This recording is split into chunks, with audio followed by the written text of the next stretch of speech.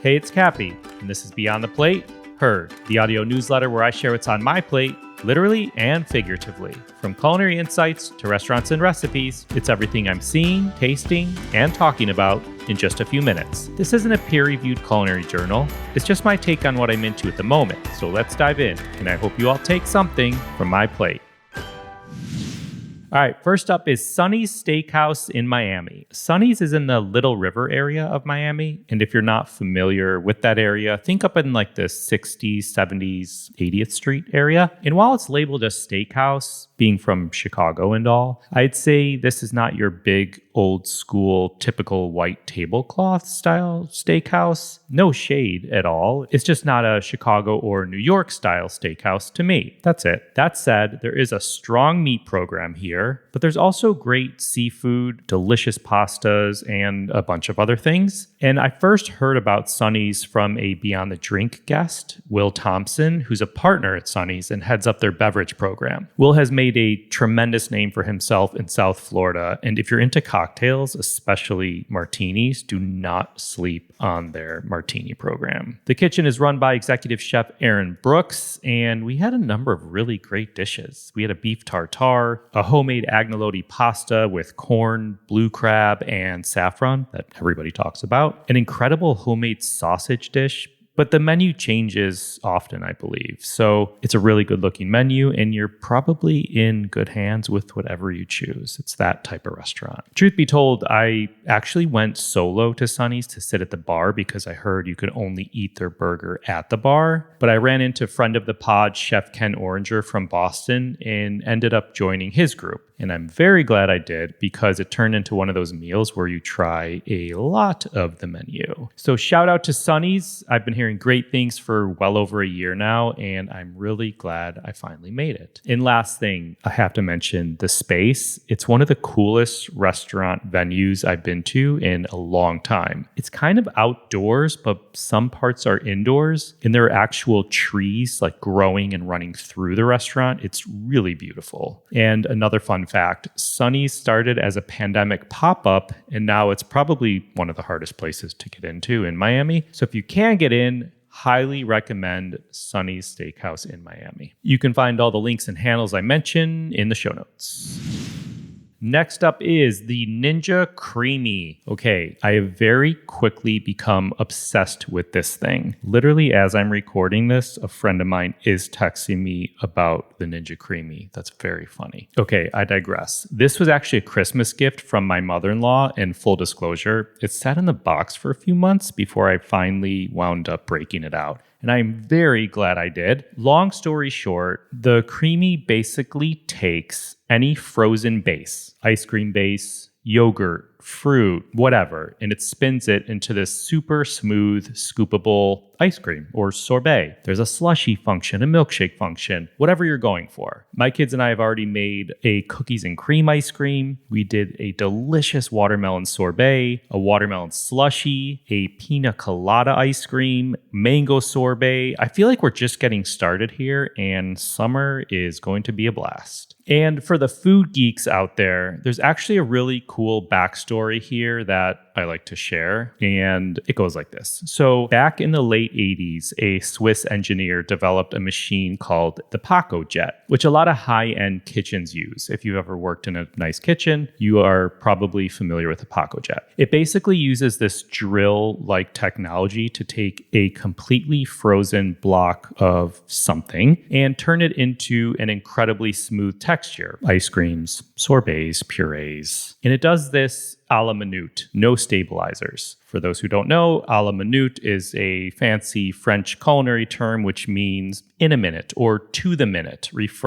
usually referring to dishes that are prepared or cooked and served like immediately upon ordering rather than cooked in advance. So it basically takes a frozen base and turns it into an ice cream right away. But here's the catch. The PacoJet costs like $6,500 or more, and it's not exactly a home kitchen appliance. But the patents expired around 2017, which essentially opened the door for companies like Ninja to jump in. So they launched the Creamy in 2021, and it's essentially bringing the same idea that the PacoJet had into a much more accessible, user-friendly home cook format, if you will. It's not like an exact one-to-one with the PacoJet, but it's really close. And I just feel it's a super cool story and an awesome product. And especially heading into the summer, as I mentioned, highly recommend a Ninja Creamy. I'm going to share a very cool YouTube video that a guy named Chris Young made about the Ninja Creamy, comparing it to the PacoJet. He makes these awesome videos about the science of cooking. So I'll share a link to that video in the show notes. Next up is my salty chocolate and tahini granola. I've definitely talked about granola multiple times at this point on the podcast, but I just enjoy messing around with it and coming up with new flavor combos. So recently I wanted to figure out a way to incorporate tahini into my granola. And after a little playing around in the kitchen, I landed on a salty chocolate tahini version that I've now made a few times. Granola is great because once you have a solid base recipe, you can kind of do whatever you want with it and add different mix-ins and whatnot. This one starts pretty standard. I use oats and pistachios or almonds or both. And then I mix in this liquid mixture of honey, maple syrup, and tahini, which kind of enhances the base and makes it all stick together. But the fun part of this one is at the end, right when it comes out of the oven from being baked for a little bit, I sprinkle some mini chocolate chips over the top just so they melt enough to stick to the granola. And then I put a very light dusting of flaky sea salt and a little bit of fresh lemon zest. And I happen to have some of Malier's cinnamon, cardamom, and ginger sprinkles, which were also delicious over the top. I have made this flavor combo a handful of times now, and I give it to random people who I think will appreciate it. And so far, it's been a hit. So this one will be staying in the rotation for a little while. I will include the recipe that I went to buy in the show notes.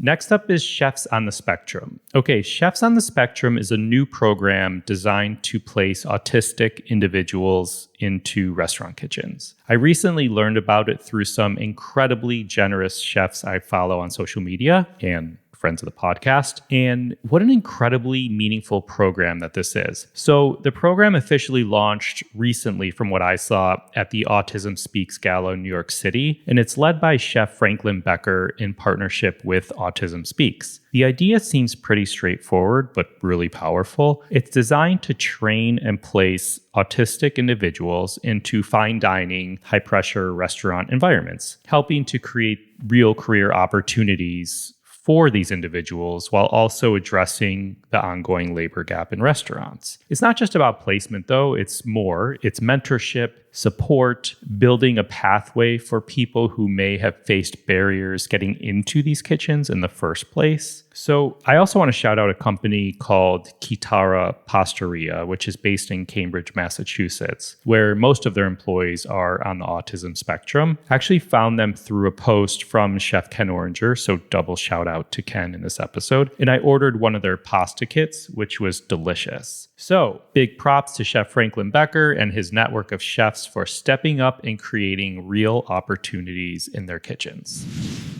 Next up, a new cookbook coming out this October from Chef Eric Repair called Mindful Cooking: Simple Recipes for Nurturing Body and Soul. I am excited about this one. Okay, full disclosure, this book is not out for a couple months, but I'll just say this. If you're even thinking about it, which you should be, go pre-order it because pre-orders actually matter a lot in the book world. In anything Eric Repair does, I usually pay attention to. He's one of the most respected chefs in the country, well, globally. And of course, if you're not familiar, you should be. He's the chef and co-owner of Le Bernardin restaurant, which is one of the world's best restaurants. Eric's been a huge voice around mindfulness in the kitchen, blending his discipline, technique, and a real sense of calm that's pretty rare at his level. And also happens to be one of my favorite Beyond the Plate episodes from way back in season 1. So again, really excited to get my hands on this one and see what Eric has been working on.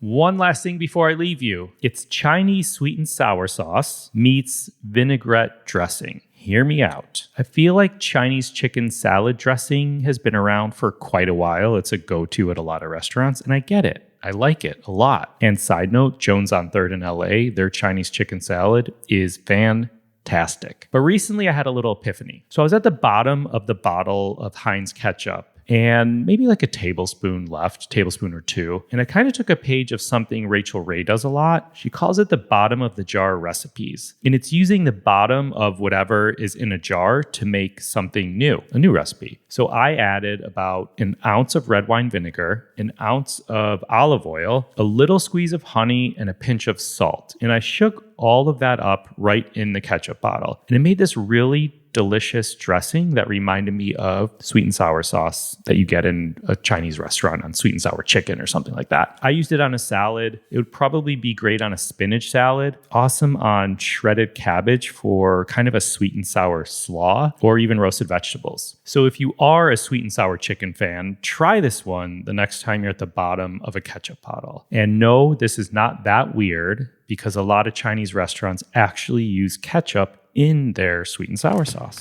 So give it a shot. Thanks for listening to Her, a production of Beyond the Plate. You can find all the links and handles I mentioned in the show notes. If you liked this, then tap the follow button and tune in for more Her, where I share what I'm seeing, tasting, and loving lately in food and hospitality. And if your friends and family may enjoy it, I hope you'll share it with them. Until next time.